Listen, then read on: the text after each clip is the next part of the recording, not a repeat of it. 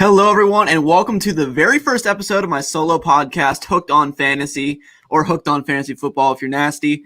I'm your host, Luke Sawhook. Thank you guys so much for checking this out, whether it's live or on streaming platforms, hopefully coming soon this Tuesday. I'm really excited to bring you guys a year-round fantasy football podcast that'll be not bi-weekly, 2 times a week.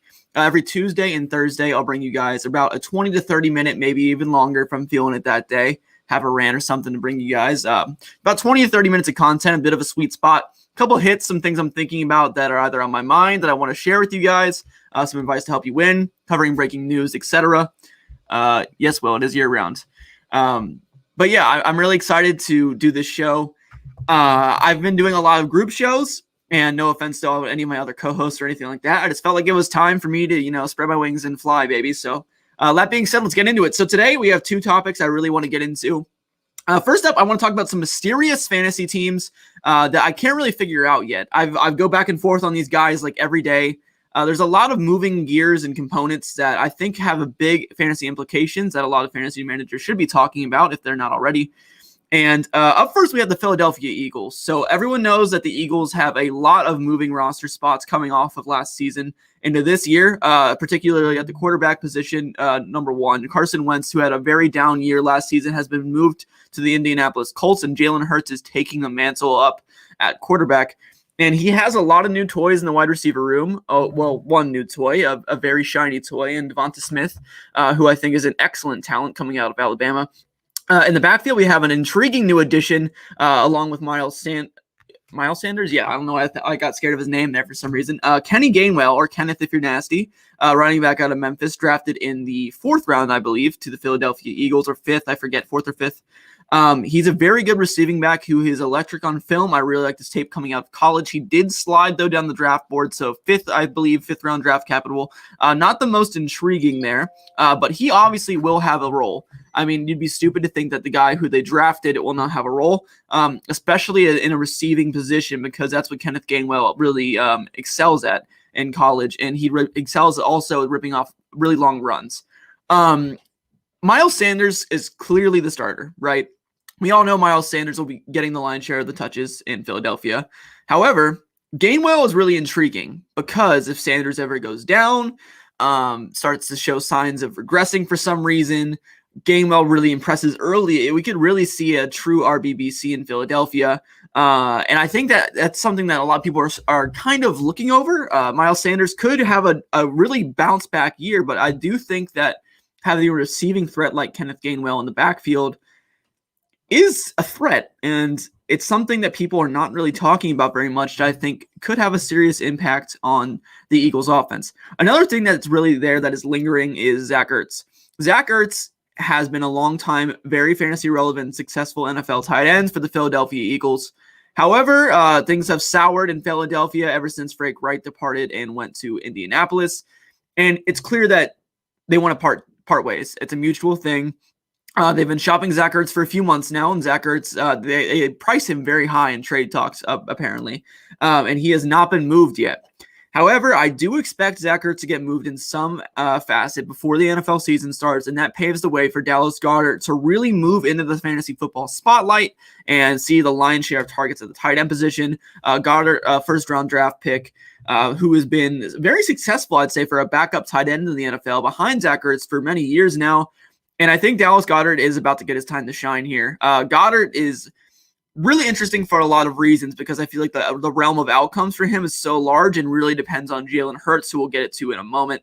Dallas Goedert is a very talented tight end on the NFL field. The question is, what does the rapport with Jalen Hurts and him look like, especially in the tight end 1 position? The Philadelphia offense utilizes the tight end a lot. I just think it's going to be interesting to see a full season with Jalen Hurts and Dallas Goedert connecting. Will it look good for fantasy football? What will the target share look like? What will the targets look like? Touchdown, red zone targets, etc. It's a lot to project. And it's something that's a little murky, and that's what this whole segment is about, as mysterious teams I can't really get a read on. So the Eagles is a big one. So you got Devonta Smith, rookie wide receiver. I think he's going to be a stud. I think he's going to be excellent at the next level. But it's less of a question mark about Devonta Smith for me. It's more of a question mark about how Jalen Reagor gets affected by Devonta Smith's presence. In that Jalen Reagor is a talented wide receiver. We all know this. Do I think he was reached on in the draft? Absolutely. Do I think that he is an injury risk? Of course. However, giving him a fair shake this season will be extremely important for Jalen Reagor. I think that Jalen Reagor deserves a shot to succeed with a true wide receiver one alongside him, and I believe that Devonta Smith is that guy.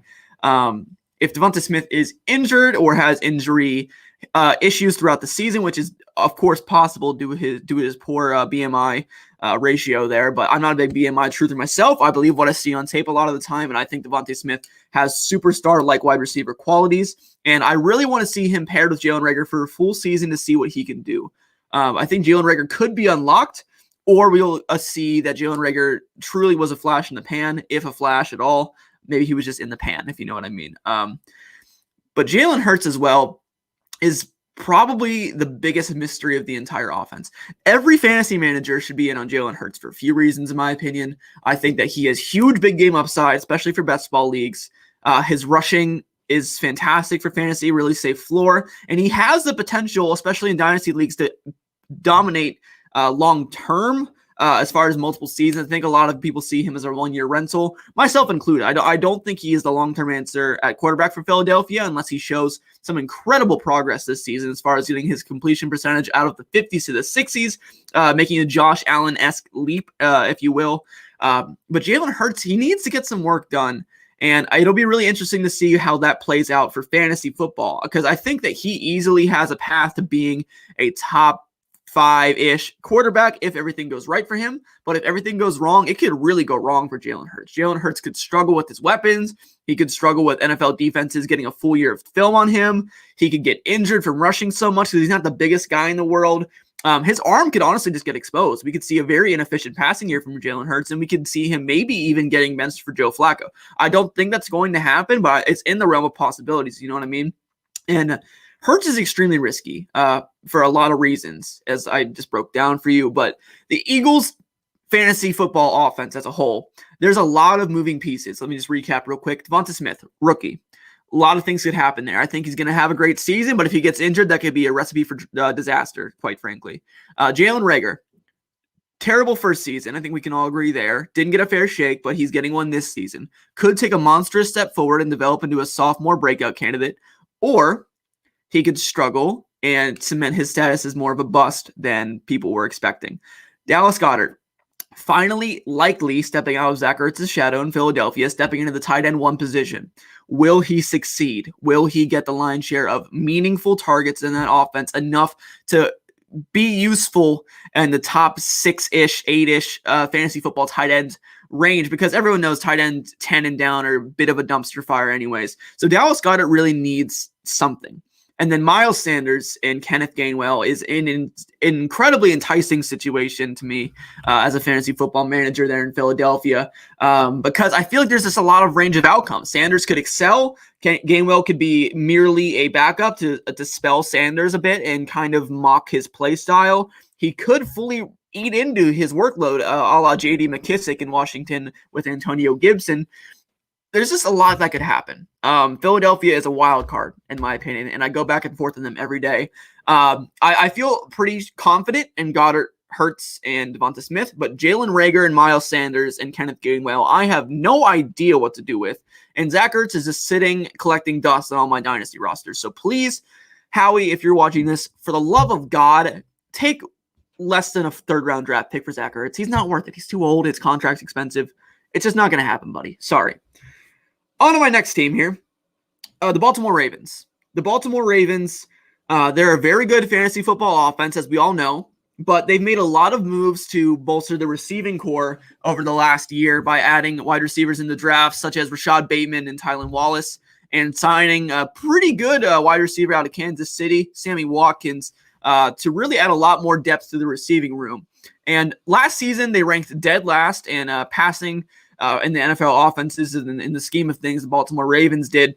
And I think that was for good reason. I mean, look at their receiving room. If you were an offensive coordinator, if you were Greg Roman, looking at your receiving room or your offense as a whole, might I say, your backfield, you have Mark Ingram and J.K. Dobbins and Gus Edwards, loaded, really, really talented room. Tight ends, you have Mark Andrews, Nick Boyle, cool. Good room right there. And, well, Hayden Hurst wasn't there last year, but in years prior. Wide receiver room, however, Marquise Brown and a bunch of dudes. Okay, that's the nicest way I can put it. It's Marquise Brown and a bunch of dudes. So, with that being said, this season, it'll be Sammy Watkins, Rashad Bateman, and Tylan Wallace. And there are other depth pieces such as Willie Snead, Devin Duvernay, Hollywood Brown, etc. Hollywood will probably be starting over one of those guys, probably over Tylan Wallace, but you know what I mean. So when you add those pieces, in my mind, that signals, okay, they're going to pass the ball more. I'm a believer in Rashad Bateman, a big-time one. I think he's an excellent prospect. I think he would have been all over the place for fantasy Twitter and in everyone's hearts and higher in the rankings if he landed in a nicer landing spot. The biggest lesson I've learned so far playing Dynasty Fantasy Football and Fantasy Football in general is I'm team talent over landing spot, especially for wide receivers. If you rewind a few years ago when A.J. Brown was selected in the second round by the Tennessee Titans, everyone kind of rolled their eyes and groaned because Marcus Mariota was the quarterback at the time, and it just didn't feel good. I understand. I get it. It feels gross. It feels nasty. But now we know what we know. And A.J. Brown developed into a monster wide receiver. And I really believe that if you're an elite level wide receiver in the NFL, it really doesn't matter who your quarterback is. Look at Mike Evans before Tom Brady came to town and Jameis Winston. He still succeeded. Look at DeAndre Hopkins before he got a legitimate quarterback. He still succeeded. There's several other wide receivers that fit that same bill. My point being, I'm not too concerned about Lamar Jackson being able to throw the ball well. I'm concerned about the passing volume increasing. And that's the mystery here in Baltimore. Rashad Bateman, elite talent, elite draft capital. Things should go his way eventually. But for redraft lens, will the Baltimore Ravens throw the ball more to the wide receiver room? It's a very interesting question because the Baltimore Ravens do things differently than any other team in the NFL. They throw over the middle at the highest rate of any other team in the NFL. They throw to the tight end at the highest rate of anyone in the NFL. And I believe they run the ball the most. Might be wrong about that, but they're definitely in the top 5. They run the ball a ton with Lamar Jackson, J.K. Dobbins, Mark Ingram and company. Mark Ingram's gone, but you know what I mean. And another thing is I've seen reports from beat reporters saying that they're thinking that J.K. Dobbins is going to get a lot more receiving work so far this season. In the offseason, it looks like signs are pointing to that. And I'm really just so intrigued by what Greg Roman's going to do because if I were him with last year's receiving room, I wouldn't want to throw the ball to those guys either. I totally get it. But now you have Sammy Watkins, Hollywood Brown, Rashad Bateman, Tylan Wallace, etc. on the outside and in the slot. I think that room deserves more targets. And I think that is what's going to happen. However, it is a question mark, a big one, and that's why they're on this list. Because it could be the same exact thing as last season, but more efficient. You know what I mean? However, I do expect them to take a step forward. I do think that they move from a bare minimum of 32nd to 27th, something like that. That would make the biggest difference in the world. If that happens, 32nd to 27th, you're saying, okay, Luke, that's bottom 5. Sure, of course it is. Of course it's bottom 5. But if you pull up the target stats to the wide receiver position from 32nd to whatever it was at 27 last season, I guarantee you it was a gargantuan difference. And if those targets go to the wide receiver room in Baltimore this season with the loads of talent better than they had last year, I think it makes all the difference in the world. I really do. I think Rashad Bateman becomes extremely fantasy relevant immediately. I think that Hollywood Brown can see a resurgence as more of a guy who gets open easier in the NFL fields because he has actual guys who can run routes across from him. Tylan Wallace could be a very intriguing young prospect. It all comes down to Lamar Jackson as well. It's Lamar Jackson and Greg Roman. I fully trust the Baltimore wide receivers. I am very confident in the players they drafted and talent they have in that room now. I don't think it's maybe even top 10 in the NFL. I don't think that at all. Lights going out. That's interesting. But I do think they will see some success. If they pass the ball and give them the targets that they deserve, they will see success. So with that being said, will Baltimore do it? That's the question. Will Baltimore do it? If they do it, it'll be fantastic. If they don't, I will cry. That is all. Last up on my list here for mysterious fantasy football teams, the Detroit Lions. Chris, if you're watching this, Detroit BC, shout out. We have a question in the chat here from Z. If they did open it up, how many pass attempts? 500, 550? I don't know, man. I need to pull up the stats. I don't have them in front of me. However, but if Baltimore does increase at all, it'll be a win. And Rashad Bateman can see a crazy percentage of the target share. So I'm definitely in on Rashad Bateman as long as the Ravens hopefully do it. I am optimistic. As you can kind of tell, I'm optimistic about the future there, but I do think it is a question mark. So that's why they're on the list. Lastly, the Detroit Lions. Okay, Detroit has gone into a pretty full rebuild over there. They've traded away a lot of their talent or had it walk. Matthew Stafford is out the door. Jared Goff is in. And they have a whole new coaching regime. Thank God Matt Patricia is gone. That he seemed to be a terrible head coach for that franchise. Now we're biting off kneecaps in Detroit. If you know, you know. My question for the Lions: how will this new receiving core work out? Okay, we have Tyrell Williams, Rashad Perriman, Amon-Ra St. Brown, TJ Hawkinson, and essentially DeAndre Swift out of the backfield. Because let's be honest, he's just as good as a wide receiver, kind of, as he is as a running back, because he's an extremely good receiving back. All these players combined does not... and Quintez Cephus. Sorry, Quintez. I forgot about you. My bad. It's a pretty low-tier NFL team wide receiver core. Very bad. Very, very bad. Not a true alpha there at all in the slightest. A real mix of wild cards. My question is, who's going to take the step forward? TJ Hawkinson, in my opinion, is locked and loaded to be a top 5 fantasy tight end this season. Maybe even top 3. Jared Goff is a competent quarterback, and I think he's been discredited by a lot of the fantasy community because he's kind of gross. I mean, he's kind of gross, but he gets the job done. He's very much a game manager, but he's intelligent. It'll be interesting to see how he performs outside of Sean McVay's offense. I will say that. However, he'll pepper TJ Hawkinson with targets. I guarantee it. In PPR, TJ Hawkinson's going to be a machine. The wide receiving core, though, is a massive question mark. You have Amon-Ra St. Brown, Rashad Perriman, Tyrell Williams, Quintez Cephus. Those are the main guys.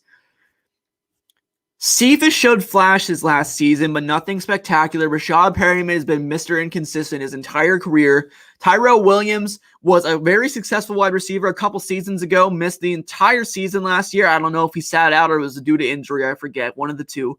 Now he's in Detroit after spending a small stint in Las Vegas or Oakland. I think it was Oakland at the time. He's a decent wide receiver. I think Tyrell Williams is my early pick for a sneaky good fantasy value. He's a deep, deep sleeper of mine. Quintez Cephus will probably be the most expensive besides Amon-Ra St. Brown in Dynasty, of course, but in redraft from most expensive to least expensive, I expect Quintez Cephus or Rashad Perriman to be the most expensive, then Amon-Ra St. Brown, and then who really cares from there on out? You know what I mean? The question is, who's going to step forward? I honestly don't have an answer for you. I don't know. I really don't know. Training camp and preseason will be extremely important to trying to diagnose that answer. But as of now, I can't really help you there. That's why I have it on this list. It's extremely tough to figure out. I really, really like Amon-Ra St. Brown as a prospect. I loved his tape. I planted my flag on him as my guy as a prospect coming out of USC. I really loved this film, loved his intangibles. I think he's a great kid. Very smart, very strong, plays with a real gritty streak. Reminds me a lot of Juju Smith-Schuster coming out. I think that he could be really good. However, the draft capital did scare me. I thought he was a second, maybe third round player at the latest, went into the 4th round to the Detroit Lions, or was it the 5th? I believe it was the 4th round to the Detroit Lions, a day 3 pick.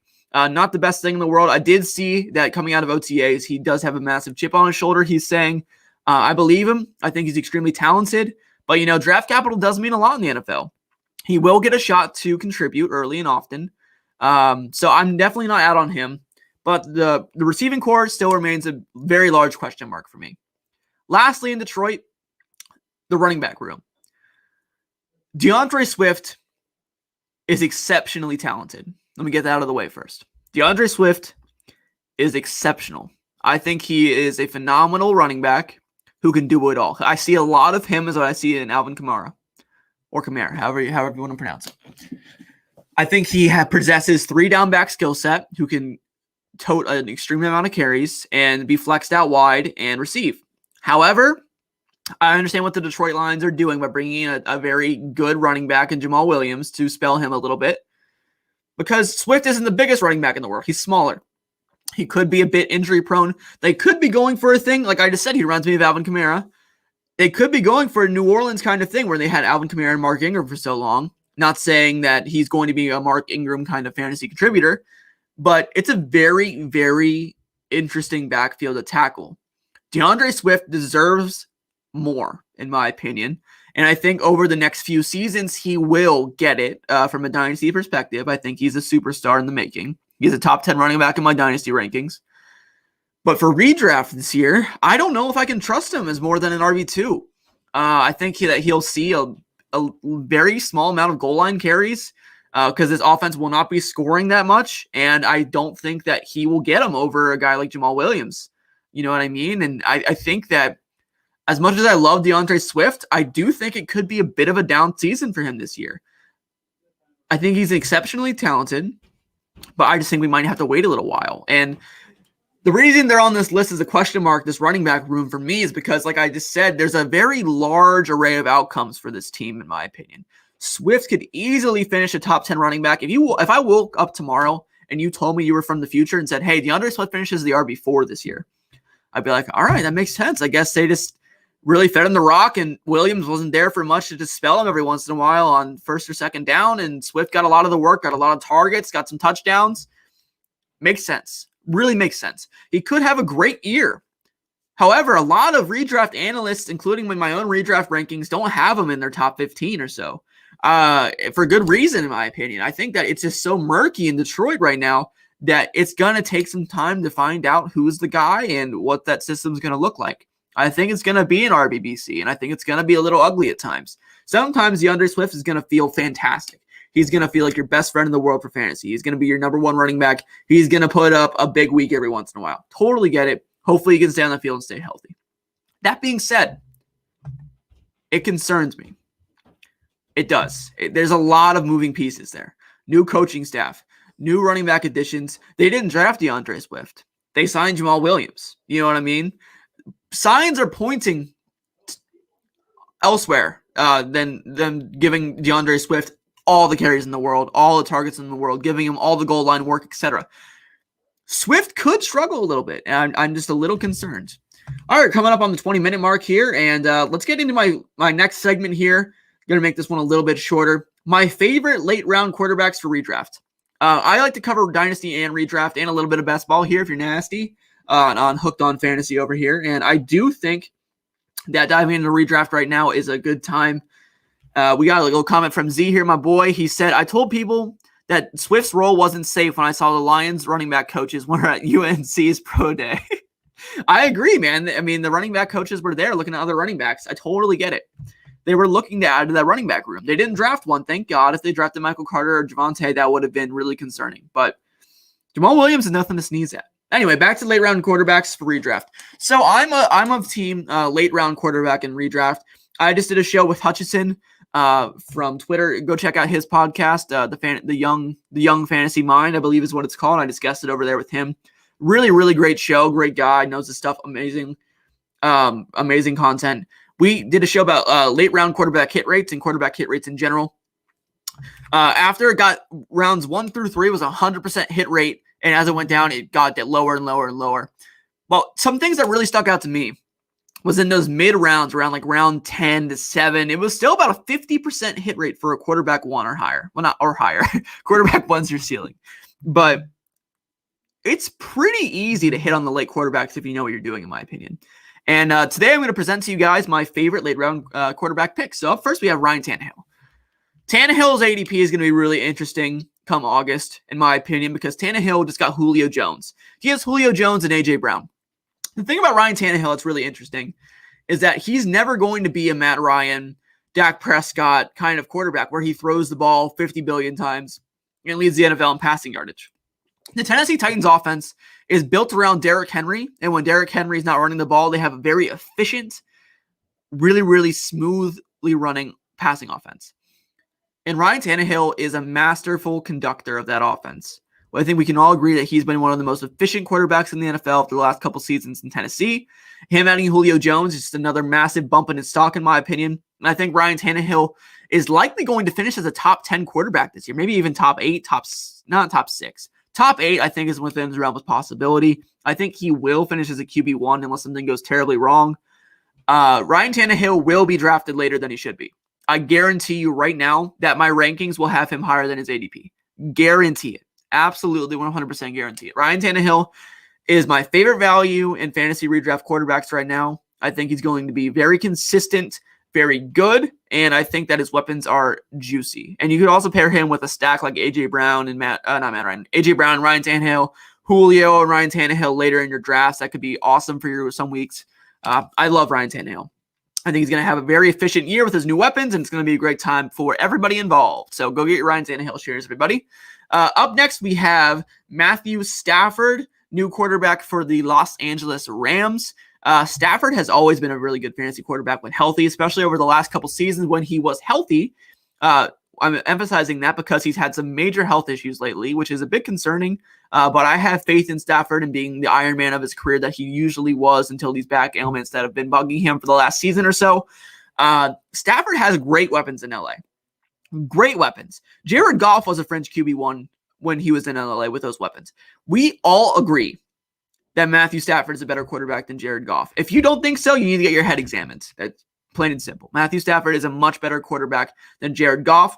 Sean McVay is an offensive genius. We all know this. He will be fully able to execute Sean McVay's playbook in the way that he did not get with Jared Goff. Matthew Stafford will open up the playbook. He will stretch the field deeper. He's not a game manager. He's a lot better than that. He can do more things. And I think that he'll be able to feed Robert Woods, Cooper Kupp, in that offense a lot better than previously done by Jared Goff.